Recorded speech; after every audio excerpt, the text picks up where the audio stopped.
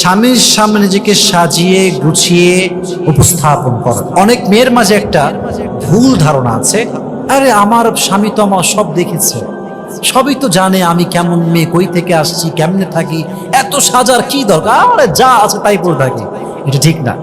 প্রত্যেকটা পুরুষ তার শখের নারীকে সাজা গোজা সুন্দর পরিপাটি দেখতে চায়।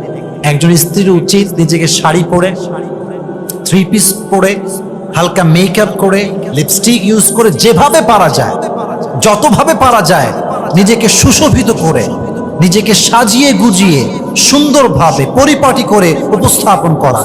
স্ত্রীর চোখের দিকে যখন স্বামী তাকাবে, তার চেহারা দেখে যখন স্বামী খুশি হবে, এতেও সেই মেয়ে সওয়াব পাবে। সুবহানাল্লাহ পড়বেন না তো সবাই? এটা অত্যন্ত জরুরি। দেখবেন যে অনেক মেয়ে বিয়ের পরে একদম বেলাজা হয়ে যায়। বেলাজা বোঝেন? কাপড় একদিকে, ওড়না একদিকে, বুকের কাপড়। Please don't mind, don't take it negatively. আমি জাস্ট বলতেছি বোঝাবার স্বার্থে মেয়েদেরকে, এটা আপনি করবেন। এতে করে কি হয়, দিন দিন আপনার স্বামীর আপনার প্রতি রুচি নষ্ট হয়।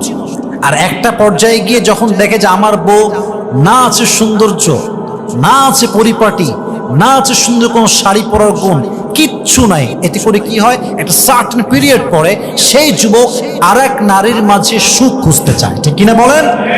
স্বামীর সামনে নিজেকে সাজিয়ে গুজিয়ে উপস্থাপন করেন আমার প্রিয় বোনেরা। আল্লাহ প্রত্যেকটা মেয়েকে কথাটা বোঝার তৌফিক দান করুন। সকলে পড়া আমিন।